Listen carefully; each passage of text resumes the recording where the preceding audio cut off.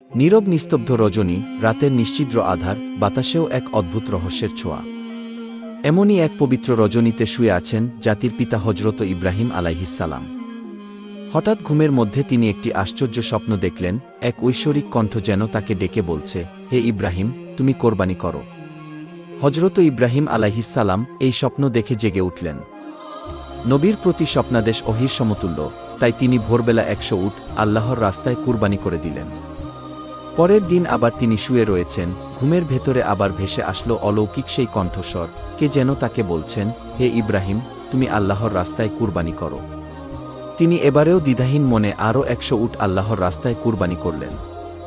তবুও শান্তি এলো না তার মনে, তার হৃদয়ের গহীনে যেন কিছু বলছে, মনে হচ্ছে আল্লাহ রব্বুল আলামিনের দরবারে তার এই কুরবানি কবুল হয়নি।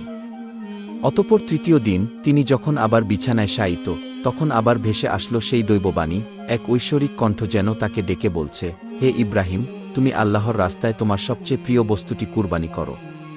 পরের দিন সকালে হজরত ইব্রাহিম আলাইহিসসালাম গভীর চিন্তায় মগ্ন হলেন।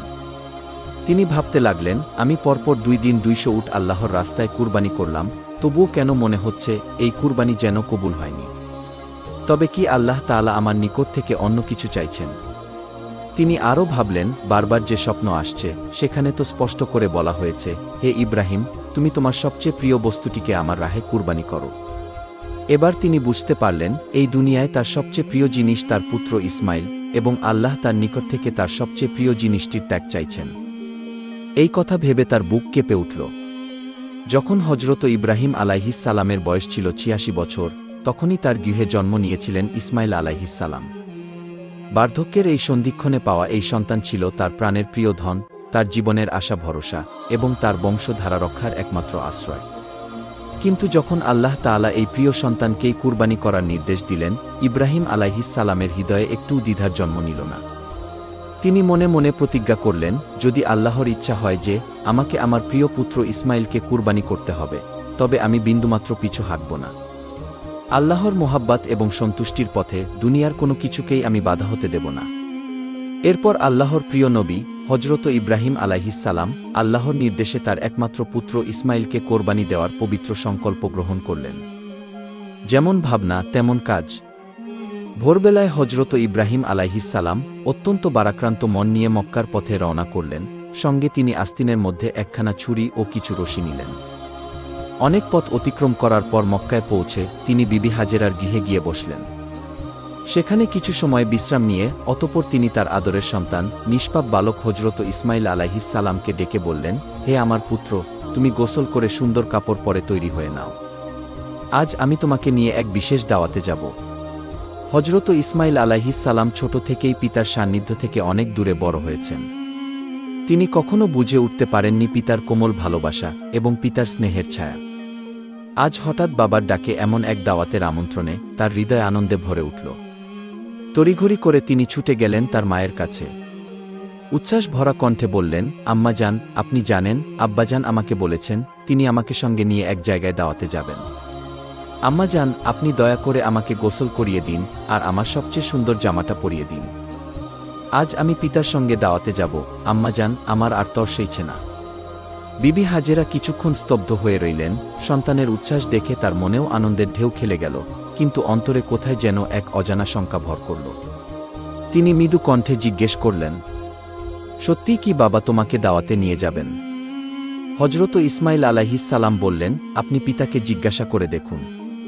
অতঃপর বিবি হাজেরা হজরত ইব্রাহিম আলাইহিসসালামকে জিজ্ঞাসা করলেন, হে আমার প্রাণের স্বামী, আমি শুনলাম আপনি নাকি ইসমাইলকে নিয়ে একটি দাওয়াতে যাবেন। ইব্রাহিম আলাইহিসসালাম বললেন, হাজেরা, তুমি ঠিকই শুনেছ, তুমি ইসমাইলকে গোসল করিয়ে সুন্দর পোশাকে সজ্জিত করে দাও। আমি তাকে নিয়ে একটি স্থানে দাওয়াতে যাব।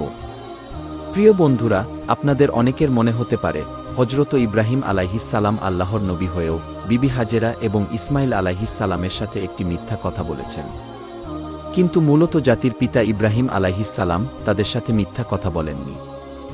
গভীরভাবে যদি চিন্তা করা হয়, তাহলে ইব্রাহিম আলাইহিসসালামের এই কথাটি সঠিক এবং বাস্তবসম্মত ছিল।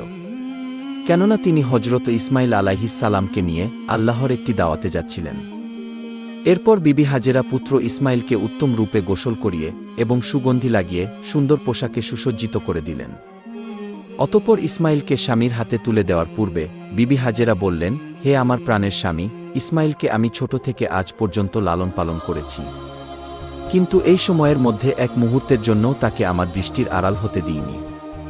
হে আমার প্রিয় স্বামী, আপনি সবসময় তাকে দেখে রাখবেন, কখনোই তাকে আপনার চোখের আড়াল করবেন না। যতক্ষণ না আপনি ইসমাইলকে নিয়ে আমার কাছে ফিরে আসছেন, ততক্ষণ আমি উদ্বিগ্ন থাকব। আমি প্রতীক্ষায় থাকব আপনাদের পথের দিকে চেয়ে, আপনাদের আগমনের আশায়। হজরত ইব্রাহিম আলাইহিসসালাম বিবি হাজেরার এই কথাগুলো শুনলেন, কিন্তু কোনো উত্তর দিলেন না। তার হৃদয়ে এক অস্থির তুফান বয়ে যাচ্ছিল, তার মুখে কোনো কথা ফুটে উঠছিল না। চোখের কোণায় জমে থাকা অশ্রু যেন বেরিয়ে আসতে চাইছিল, কিন্তু তিনি তার সেই অশ্রুগুলোকে আল্লাহ রব্বুল আলামিনের মহব্বতের দরিয়ায় চেপে রেখেছিলেন। এরপর হজরত ইব্রাহিম আলাইহিসসালাম তার ছোট্ট পুত্র ইসমাইলকে সঙ্গে নিয়ে মিনার পাহাড়ের দিকে রওনা হলেন। অভিশপ্ত ইবলিস যখন দেখতে পেল মানব জাতির পিতা হজরত ইব্রাহিম আলাইহিসসালাম আল্লাহ রব্বুল আলামিনের নির্দেশ পালনের জন্য তার একমাত্র পুত্রকে কুরবানি করার দৃঢ় সিদ্ধান্ত নিয়েছেন, তখন এটা তার সহ্য হল না।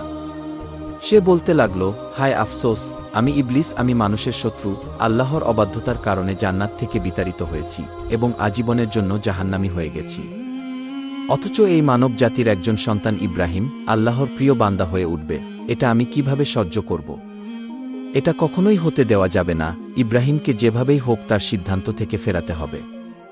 তখন ইবলিস একটি ষড়যন্ত্রের ফন্দি আঁটল। সে একজন ভালো মানুষের ছদ্মবেশে বিবি হাজেরার নিকটে উপস্থিত হল।